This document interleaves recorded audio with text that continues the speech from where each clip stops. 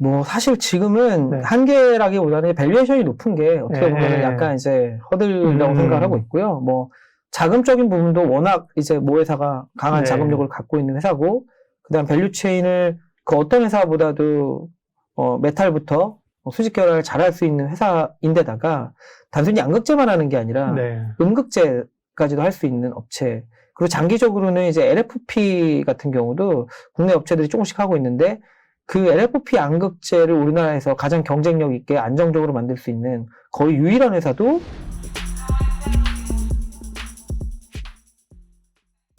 어떻게 보면 LG화학에서 엔솔을 분할 상장할 때 사실 이슈도 많았고 개인 투자자들은 사실 좀 어려움도 많았는데, 지금이나 앞으로 성장성을 보면 이건 뭐 결국 할 수밖에 없는 거고, 회사를 분할해서 상장해서 자금 조달한 게 뭐 잘한 거네요. 그러니까 저희가 여러 번 사실 말씀을 드려왔었고, 네네. 이게 제가 이제 분할하면서도 LG화학을 중립으로 내리지 않고 계속 바이를 말씀드렸던 게, 이 배터리 사업의 투자 규모를 생각을 해보면 오히려 이걸 갖고 있으면 LG화학마저 굉장히 어려워지거든요.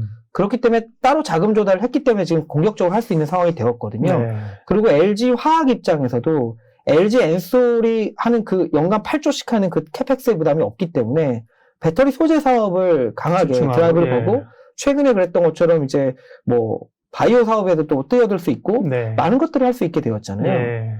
그렇기 때문에 어떻게 보면 좀 아쉬운 부분은 있었지만, 물론 분할하는 과정에서 소액주주에 대해서 좀 더 배려를 했었어야 되고 그런 부분들에 대해서 아쉬운 부분이 있지만, 어떻게 보면은 이제 그 물적 분할 자체가 나쁘다라고 말하기는 어려운 거고, 그 과정에서 분명히 소액주주에 대한 배려가 없었다라는 부분, 그리고 그 지배주주, 그 지배권에 대한 희석되는 부분에 대해서 어떻게 보완을 할 것인가, 그런 부분에 대한 것들이 없었다라는 부분이 저희가 보기에는 논점이 저희는 될 거라고 생각하고. 저희는 어차피 편하게 깊게 얘기하는 거니까. 근데 이제 LG화학이 LG 엔솔 지분을, 그것도 이제 우리 상당 기간 동안 안 팔 거야, 이런 지분들이 너무 많이 지분을 가지고 있는 거 아니에요? 나중에 어쨌든 좀 줄여야 되는 거 아니에요?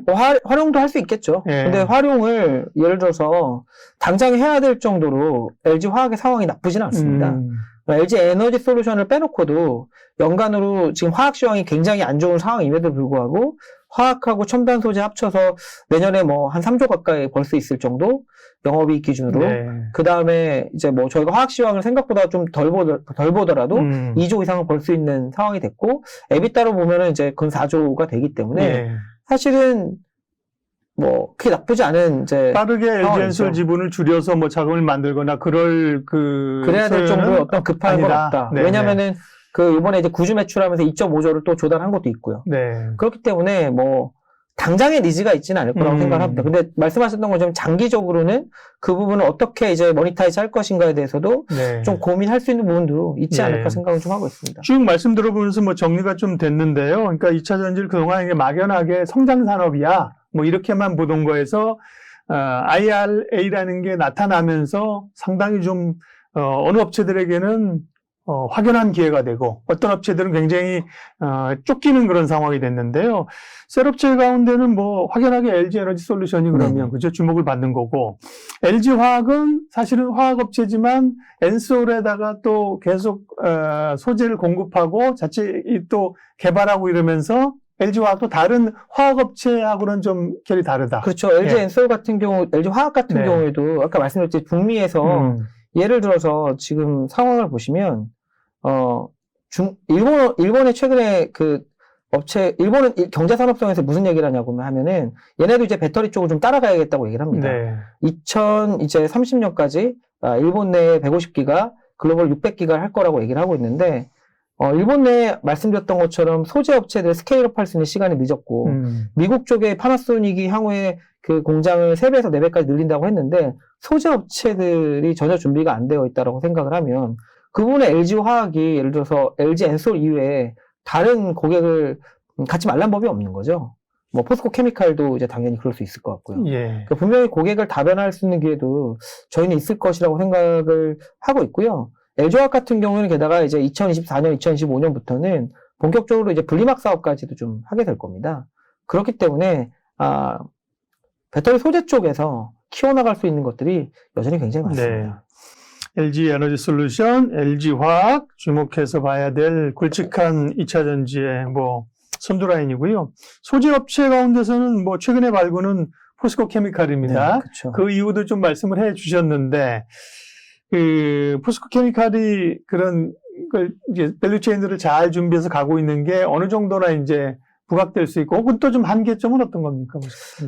뭐 사실 지금은 네. 한계라기보다는 밸류에이션이 높은 게 어떻게 보면 약간 이제 허들이라고 생각을 하고 있고요. 뭐 자금적인 부분도 워낙 이제 모 회사가 강한 네. 자금력을 갖고 있는 회사고, 그다음 밸류체인을 그 어떤 회사보다도 메탈부터 수직 결합을 잘할 수 있는 회사인데다가 단순히 양극재만 하는 게 아니라 네. 음극재까지도 할 수 있는 업체. 그리고 장기적으로는 이제 LFP 같은 경우도 국내 업체들이 조금씩 하고 있는데, 그 LFP 양극재를 우리나라에서 가장 경쟁력 있게 안정적으로 만들 수 있는 거의 유일한 회사도 이제 포스코 케미칼입니다. 네. 그렇기 때문에 사실은 기대는 어느 정도 할 수 있긴 합니다. 근데 다만 이제 어려운 거는 이제 밸류에이션이 많이 올라왔다라는 것 정도겠죠. 네. 포스코 케미칼에 대해서 뭐 좋은 생각들을 많이 가고 있고요. 그러면 이제 그 소재 업체 가운데는 사실 포스코 케미칼보다도 그 전에 이제 주목받던 때가 에코프로-BM, LNF, 또 뭐 에코프로-BM은 에코프로까지 끼워 넣는다면 여타 소재 업체들은 어떻습니까? 저희는 이제 그 중에서는 네. LNF를 좋아하고요. 예. LNF는 어쨌든 IRA에 그렇게 적극적으로 대항할 이유는 많지는 않습니다. 왜냐하면 어쨌든 주요 고객사가 중국향이기 때문에 네. LG 화학, LG 에너지 솔루션에 중국 원통형 배터리가 주로 나가고 그쪽으로 해서 테슬라로 나가기 때문에 IRA를 가지고 우리가 논해야 되는 시점은 아주 멀리 있다고 생각을 하고 있고요. 예. 테슬라가 지금 계속적으로 상하이 공장을 확대를 하고 있고, LG 엔솔도 이제 계속적으로 원통형 배터리 쪽을 투자를 하고 있기 때문에 저는 그런 측면에서 이제 그 에코프로 BM보다는 LNF 쪽을 좀 더 좋아하는데요. 근데 이제 지금 상황에서는 이제 대형 양극재 업체, 아까 말씀드렸던 포스코 케미칼이라든지 LG 화학 쪽이 조금 더 매력이 있다. 뭐 이렇게 네. 좀 말씀드릴 수 있을 것 같습니다. 그렇죠. 어떻게 보면 좀 화학 시장이 열리면서 커지는 거고, 네네. 그죠?